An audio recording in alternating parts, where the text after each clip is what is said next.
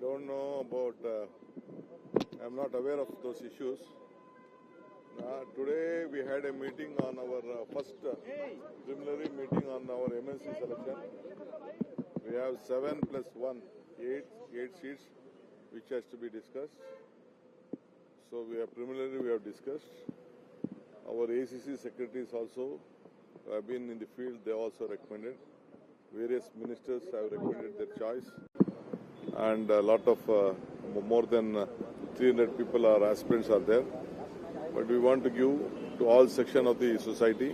But we may not give to every section. We will accommodate next time also. When opportunity comes, we will accommodate even next time also. But now only 7-8 people are there. We will try to do justice to people who have worked in the organization. ನಮಗೆ ಸುಮಾರು 300ಕ್ಕೂ ಹೆಚ್ಚು ಜನ ನಾಯಕರುಗಳು ಕೇಳ್ತಾ ಇದ್ದಾರೆ. ನಾನು ಪಕ್ಷದಲ್ಲಿ ಯಾರು ದುಡಿದಿದ್ದಾರೆ ಅಂತವರ ಪಟ್ಟಿಯನ್ನು ನಾನು ಸಲ್ಲಿಸಿದ್ದೇನೆ. ಯಾರು ನನ್ನ ಬಂದು ಕೇಳ್ಕೊಂಡಿದ್ರು, ಯಾರು ಅರ್ಹತೆ ಇದ್ದು ಅದನ್ನೆಲ್ಲ ಕೇಳಿದ್ದೇವೆ. ಒಂದು ರೌಂಡ್ ಮೀಟಿಂಗ್ ಆಗಿದೆ. ಇನ್ನು ACC ಅಧ್ಯಕ್ಷರು ಬೇರೆ ಬೇರೆ ಲೀಡರ್ಸ್ ಹತ್ರ ಮಾತಾಡಬೇಕು. ಕೆಲವು ಮಂತ್ರಿಗಳೆಲ್ಲ ಬಂದು ಕೆಲವು ಅನೇಕ ಸಲಹೆಗಳನ್ನು ಕೊಟ್ಟಿದ್ದಾರೆ. ಪಕ್ಷದ ಕಾರ್ಯಕರ್ತರು ಹೇಳಿದ್ದಾರೆ, ಶಾಸಕರು ಹೇಳಿದ್ದಾರೆ. ಸೊ ಎಲ್ಲ ಸಮಾಜಕ್ಕೂ ಅವಕಾಶ ಮಾಡಿಕೊಡ್ಬೇಕು.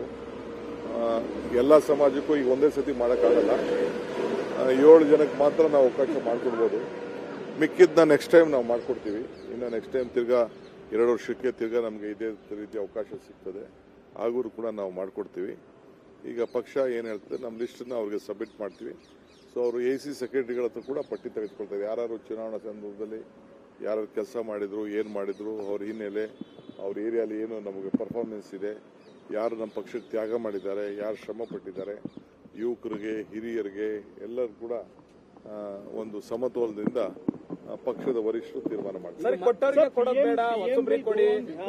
ಕುಟುಂಬದವರಿಗೆ ಕೊಡೋದು ಬೇಡ ಅನ್ನೋದೆಲ್ಲ ಕೇಳ್ತಿದ್ದಾರೆ ಸರ್. ಕಾರ್ಯಕರ್ತರಿಗೆ ಕೊಡಿ, ಕಾರ್ಯಕರ್ತರನ್ನ ಗಮನಿಸ್ಕೊಳ್ಳಿ. ಕುಟುಂಬ ಯಾರು ಇಲ್ಲಿಲ್ಲ. ಕುಟುಂಬ ಯಾರು ಇಲ್ಲ. ಒಂದು ಮಾತ್ರ ನಾವೇ ಮಾತು ಕೊಟ್ಟಿದ್ದೀವಿ. ಸಿಟ್ಟಿಂಗ್ MLA ಇದ್ದವರು ಬಿಟ್ಟುಕೊಟ್ಟಿರುವಂತ ಒಂದು ನಿನ್ ಮಾತೆಲ್ಲ ನಾ ಕೇಳಕ್ಕಾಗಲ್ಲ. ನಾವು ಕೆಲವರಿಗೆ ಮಾತು ಕೊಟ್ಟಿದ್ದೀವಿ. ಆ ಮಾತಂತೆ ಕೆಲವು ಸಂದರ್ಭದಲ್ಲಿ ನಾವು ನಡ್ಕೊಳ್ಬೇಕಾಗ್ತದೆ.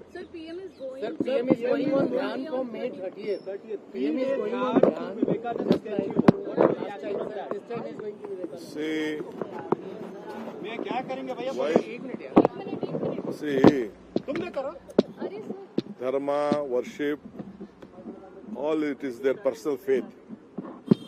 I don't want to interfere and comment on it. If something good for him, if you want to have peace, if you want to gain something more power, let him do it. Why should we interfere in his personal faith and wisdom? I don't want to interfere. ಕರ್ನಾಟಕದಲ್ಲಿ ಒಬ್ಬ ಅಧಿಕಾರಿ ಆತ್ಮಹತ್ಯೆ.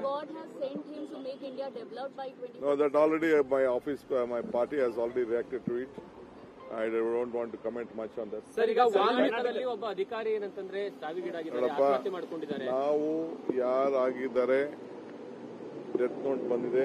ಈಗಾಗಲೇ ನಮ್ಮ home minister, chief minister ಆದೇಶ ಕೊಟ್ಟಿದ್ದಾರೆ. ಕೂಡಲೇ enquiry ಪ್ರಾರಂಭ ಆಗ್ತಾ ಇದೆ. ಇದನ್ನ ಎಲ್ಲರನ್ನೂ ಕೂಡ ಆ ಜಾಗದಲ್ಲಿ ಬಹಳ ಡೀಟೇಲ್ ಆಗಿ ಹೋಗಿ ನಾವು ಯಾರು ಏನು ತಪ್ಪು ಮಾಡಿದ್ದಾರೆ, ತಪ್ಪು ಮಾಡಿದವ್ರಿಗೆ ಶಿಕ್ಷೆ ಸಿಗ್ತದೆ. ಗ್ಯಾರಂಟಿ ನ್ಯೂಸ್, ಸುದ್ದಿ ಖಚಿತ, ನ್ಯಾಯ ನಿಶ್ಚಿತ.